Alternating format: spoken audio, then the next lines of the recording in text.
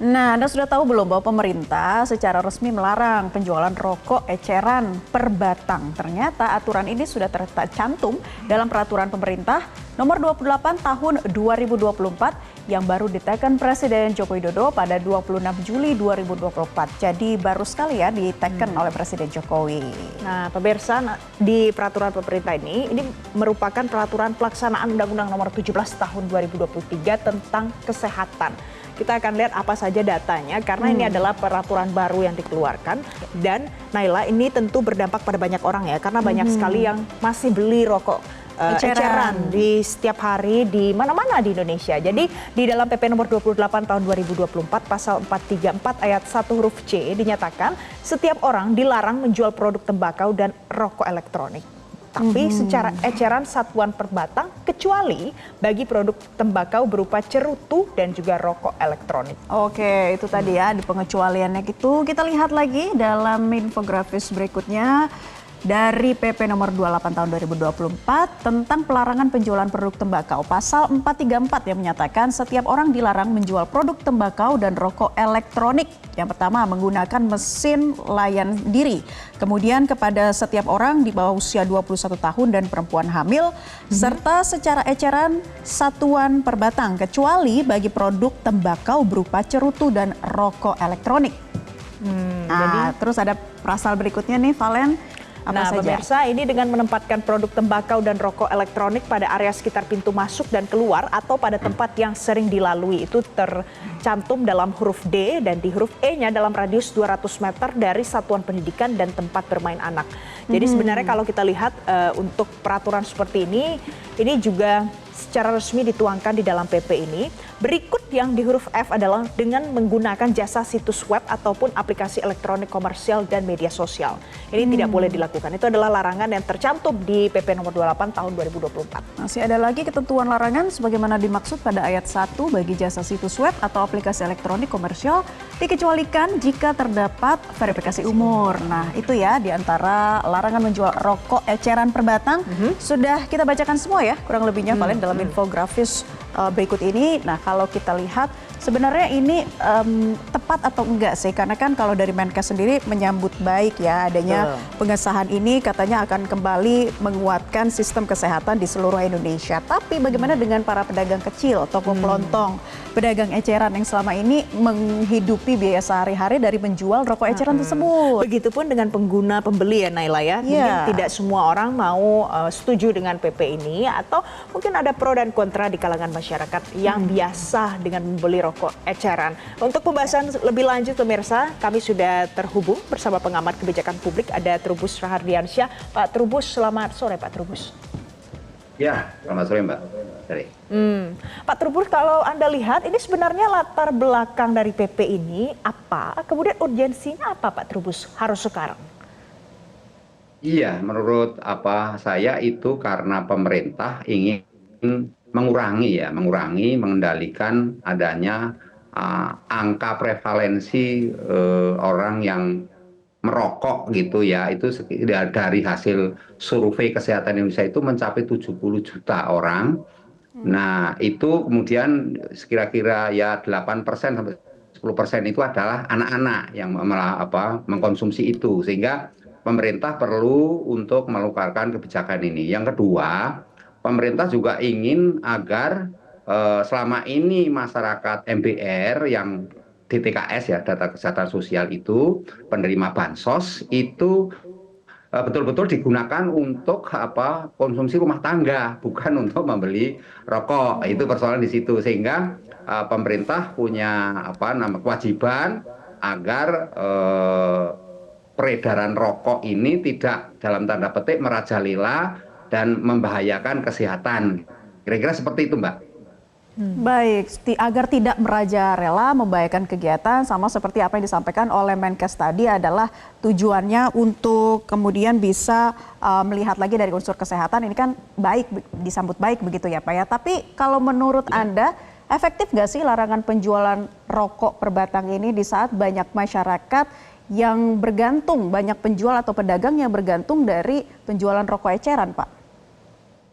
Kalau secara kebijakan implementasinya tentu tidak efektif ini Mbak, karena persoalannya kemudian pertama tentu siapa yang akan mengawasi adanya larangan atau kebijakan larangan jualan rokok ketengan ya, ketengan atau eceran ini. Karena apa? Karena selama ini masyarakat sudah ya istilahnya para pedagang kelontong atau istilahnya kopi tarling ya yang putar keliling itu juga menjual rokok, dan rokok ini mendapatkan keuntungan yang cukup baik dalam arti para pedagang asuhan dan semuanya itu pedagang kecil itu mendapat keuntungan besar ya, sehingga mereka bisa menghidupi keluarga lah kira-kira seperti itu, sehingga ketika ini diberlakukan tentu kemudian akan menimbulkan persoalan. Yang kedua, ini khawatir saya adalah kebijakan ini nanti akan digunakan oleh mungkin ormas atau kelompok-kelompok tertentu yang digunakan untuk sweeping, Mbak. Jadi warung-warung nanti itu di sweeping ada rokok atau tidak. Nah ini kemudian menimbulkan persoalan baru. Itu kalau nanti tentu tidak ada satu kebijakan lain yang harus sifatnya preventif ya. Kemudian juga kekhawatiran bahwa kebijakan ini tidak efektif karena ini mereka-mereka yang kategori sudah istilahnya itu hidup dari rokok itu sendiri, kemudian akan tetap melakukan penjualan dan beredar juga nanti kekhawatiran adanya rokok ilegal, Mbak, yang akan lebih banyak. Sehingga selama ini para industri rokok pun sudah inovatif, Mbak. Mereka secara rutin itu 3-6 bulan itu mengganti rokok untuk menghindari cukai sebenarnya. Nah, itu juga bagian dari upaya para industri ya, pelaku industri yang saya melihat mereka ini menghindari ya cukai, dan kemudian akhirnya kebijakan ini tidak efektif. Yang terakhir, tentu kebijakan ini akan berdampak buruk karena apa? Pada para industri ini persoalannya IHT, jadi industri hasil tembakau, dan termasuk di dalamnya petani tembakau, itu akan dirugikan. Harusnya ini aturan ini tidak keluar dulu sebelum ada solusi kepada industri IHT ya, hasil tembakau. Jadi mereka ini kan menyerap tenaga kerja cukup banyak, Mbak. Jadi hidup mereka sangat tergantung kepada industri itu. Nah, tentu ini nanti akan ada terjadi PHK besar-besaran, dan otomatis apakah pemerintah siap? Itu persoalannya. Selama ini kan pemerintah selalu dihadapkan kesulitan bagaimana mencari lapangan pekerjaan bagi mereka. Kemudian terhadap mereka yang kategori petani tembakau yang kira-kira jumlahnya sekitar 26 juta yang hidup di petani tembakau itu, untuk di Jawa Tengah, Jawa Timur itu sangat banyak.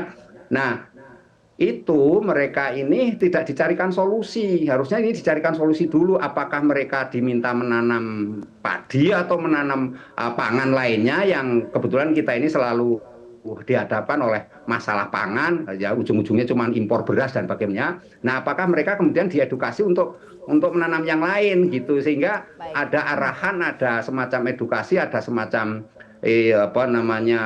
advokasi lah bagi mereka para petani, sehingga mereka tidak tergantung kepada yang namanya tembakau. Kemudian yang terakhir menurut saya, pemerintah harusnya ya itu bisa memerintah kepada Kementerian Pertanian dan BRIN, Badan Riset Inovasi, itu untuk melakukan riset dulu sebenarnya tembakau ini, untuk melindungi ini petani tembakau ya, itu apa semata-mata digunakan untuk rokok atau bisa untuk produksi yang lain gitu loh. Itu kan perlu ada riset misalnya gitu, sehingga pemerintah tidak tiba-tiba melarang seperti ini. Kalau nanti ditemukan misalnya tidak hanya untuk rokok, ternyata tembakau itu, artinya petani tembakau kan masih bisa eksis, karena ini sifatnya sudah turun-temurun kan tembakau ini. Bahkan tembakau ini pula yang menyebabkan istilahnya penjajah datang ke Indonesia, sehingga ini menurut saya memang menjadi hal yang perlu dipertimbangkan. Begitu, Mbak.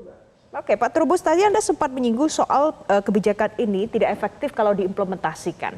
Kita tahu ada beberapa kelompok masyarakat yang menyampaikan penolakan. Nah, sekarang apa solusinya dari Anda? Kalau seandainya PP sudah diteken pada saat akan diimplementasikan, bagaimana unit pengawasan yang harus disiapkan oleh pemerintah? Kalau menurut saya ini pemerintah perlu jangan terburu-buru ini menerapkan ini, Mbak. Jadi secara bertahap itu harus diedukasikan dulu kepada masyarakat.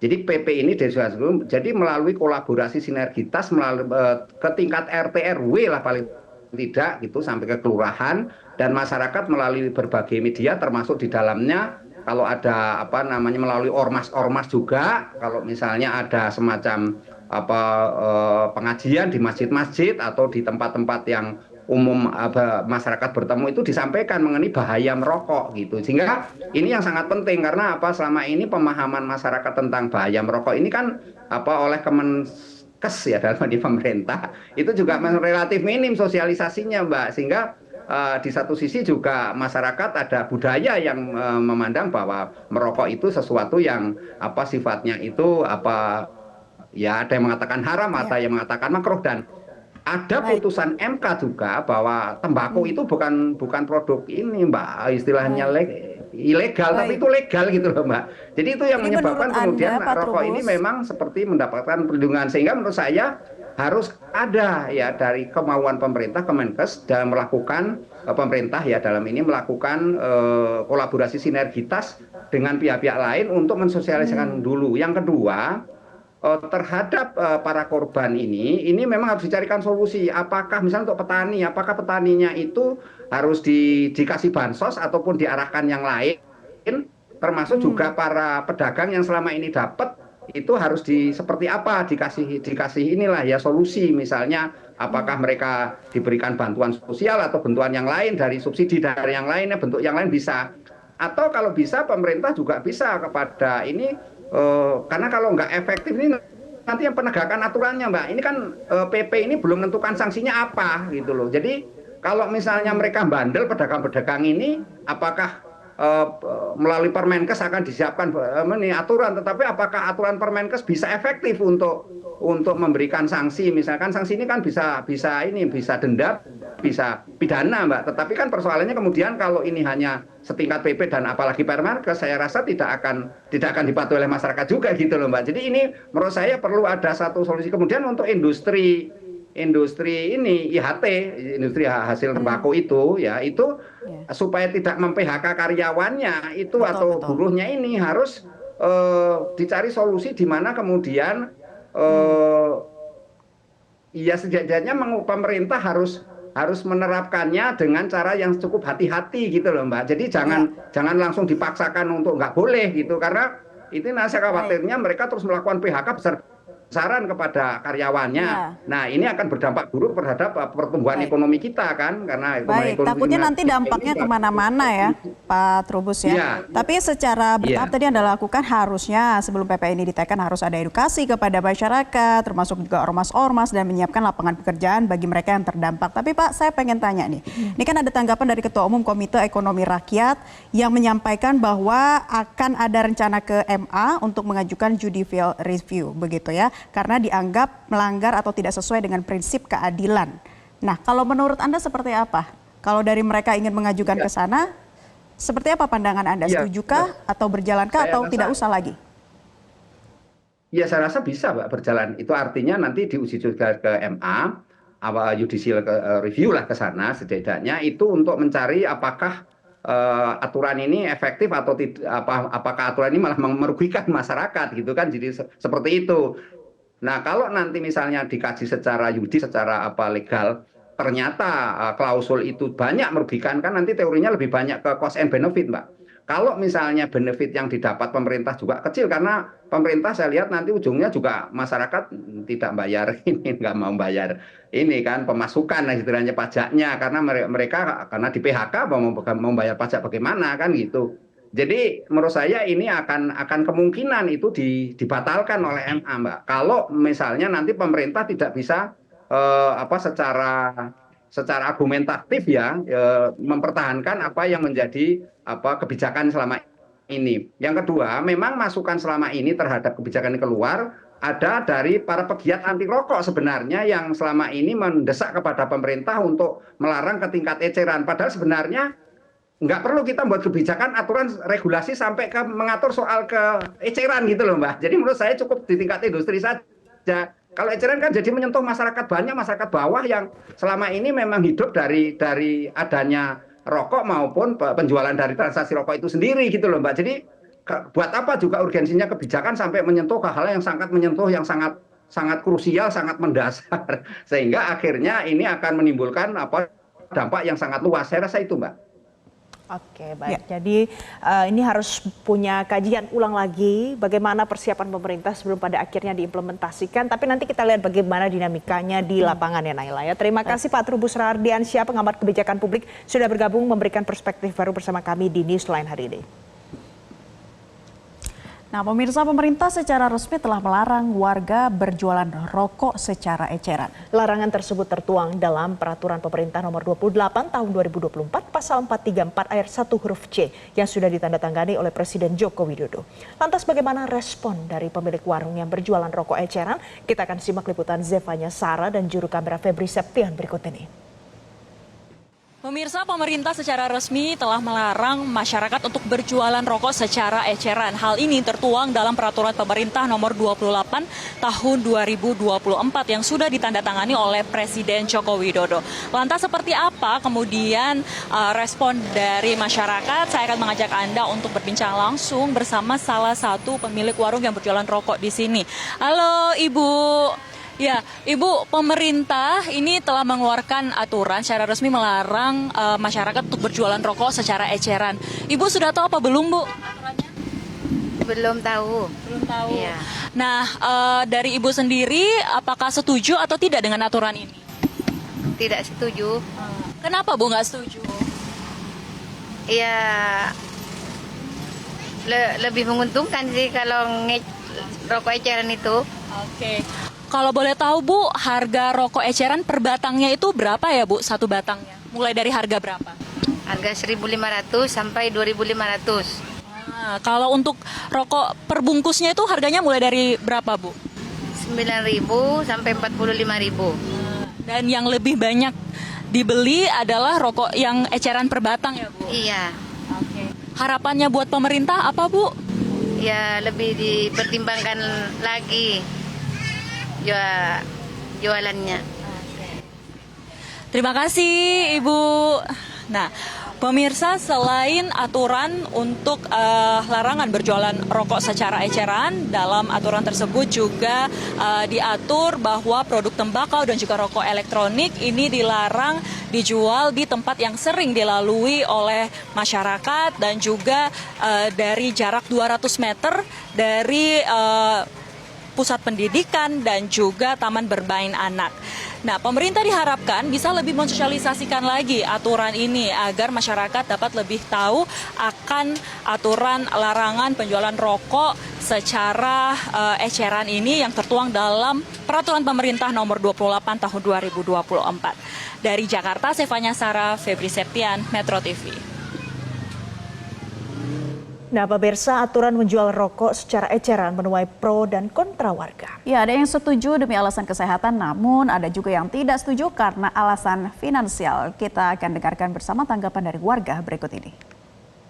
Pak, pemerintah ini secara resmi mengeluarkan aturan melarang warga untuk berjualan rokok secara eceran. Nah, sudah tahu apa belum nih aturannya?